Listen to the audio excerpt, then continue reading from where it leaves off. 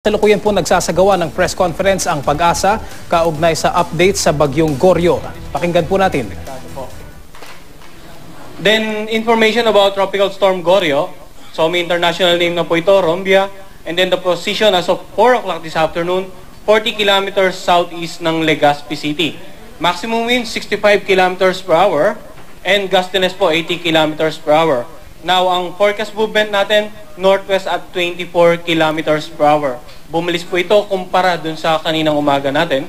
Ganun pa rin po estimated rainfall natin, 5 to 15 millimeters per hour within the 300 kilometer diameter of the storm. Ito po yung forecast track ngayong alas 5 ng hapon. So, this is the 2 o'clock position of the storm. Now, within the this would be the 24-hour position and then 48-hour position. So, 36 hours, nakalabas na po ng area of responsibility itong storm kung magpapatuloy po dun sa forecast speed and direction natin. Now, storm signal number 2, nakataas pa rin po dito sa may bandang Masbate, Ticao, Burias Island, Sorsogon, Albay, and then sa Camarines Sur and Camarines Norte, Marinduque, Quezon kasama pong Pulilo Island, Rizal, Bulacan, Pampanga, Tarlac, Zambales, San Nueva Ecija, Pangasinan, Batangas, Laguna, Cavite, Bataan, and Metro Manila. Ito pong mga nabanggit nating lugar under storm signal number 2, makakaranas po ng masungit na panahon at maalon po hanggang sa napakaalon ng mga karagatan. We have storm signal number 1 naman nakataas sa Catanduanes, Romblon, Mindoro provinces kasama po ang Lubang Island, La Union, Benguet, Nueva Vizcaya, Quirino, Aurora, Samar provinces, Leyte provinces, Biliran, Northeastern Iloilo, Capiz, and Aklan. Ito namang mga lugar na ito, makakaranas po ng mga pag-ulan, pagbugso ng hangin, na may katamtaman hanggang sa mga mahalong karagatan. Ito po ay isang example ng mga forecast model na ginagamit natin, the Global Spectral Model. Papakita natin yung 6-hourly forecast ng naturang model. So this would be the forecast for tonight yung scenario, alas 8 ng gabi. Pinakikita po ng model na ang concentration ng malakas na pagulan over the Bicol region, most parts of the southern Luzon area. Habang dito naman sa Metro Manila ay umaasa po tayo ng light to moderate rains.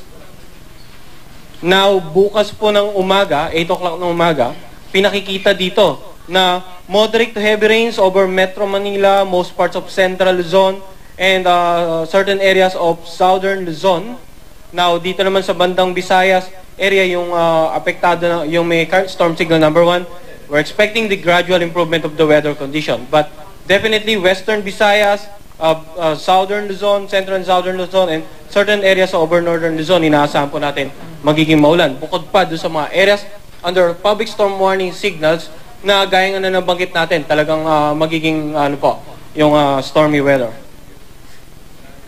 Then bukas ng tanghali, inaasahan natin na offshore na yung sentro ng bagyong si Goryo. However, mapapansin natin na kahit offshore na yung sentro, meron pa rin po mga paulan na posibleng idulot to sa nakararaming bahagi ng Luzon, including Metro Manila. And this would be for tomorrow evening. Andito na po sa West Philippine Sea, moving away from the country, west-northwest. May mga light to moderate rains pa rin po in most parts of Luzon, and then some areas over western Visayas, associated with the storm, that is. And then by Monday morning, kung magpapatuloy po sa speed and direction, outside their responsibility, gradual improvement of weather conditions over Metro Manila and dun sa mga areas na napektado or affected ng bagyo during the past 24 hours or 36 hours. And then this would be Monday, 8 o'clock. Storm expected to move closer towards the southern part of China. Now, ano po ba inaasahan natin? So, dahil nga may mga nakataas po tayong warning signal kanina sa nakararaming bahagi ng Luzon, nasahan po natin na magiging maulan or stormy, masungit ang panahon. Stormy weather over the Bicol region, Calabarzon, Central Luzon, and Marinduque tonight until tomorrow. Now, these areas, at saka may mga storm signal number 1 din, posible po makaranas ng mga pagbaha at pagguho ng lupa. Kaya doon po sa mga kababayan natin doon ay patuloy pong mag-monitor for the updates at maging alerto po sa mga possible scenarios na associated with the storm. And then, inaasahan naman natin na lalapit ito sa Metro Manila, either north or south of Metro Manila, bukas po ng umaga, probably around 6 to 8 a.m. kung magpapatuloy po ito sa forecast speed and direction natin. Now, sea travel is risky in areas under public storm warning signals.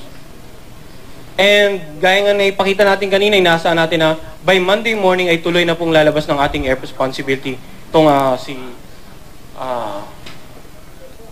bagyo. Nagpapatuloy po ang press conference mula sa tanggapan ng Pag-asa at ayon po sa latest na information mula sa Pag-asa ay nagpapatuloy po patuloy na bumilis ang pagkilos ng bagyong Goryo sa direksyong northwest 24 kilometers per hour.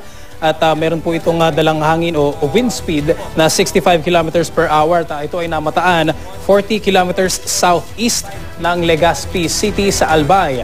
Nakataas ang public storm warning signal number 2 sa Masbate, Ticao at Burias Island, Sorsogon, Albay, Camarines Sur at Norte, Marinduque, Quezon at Polillo Island, Rizal, Bulacan, Pampanga, Tarlac, Zambales, Nueva Ecija, Pangasinan, Batangas, Laguna, Cavite, Bataan at maging sa Metro Manila.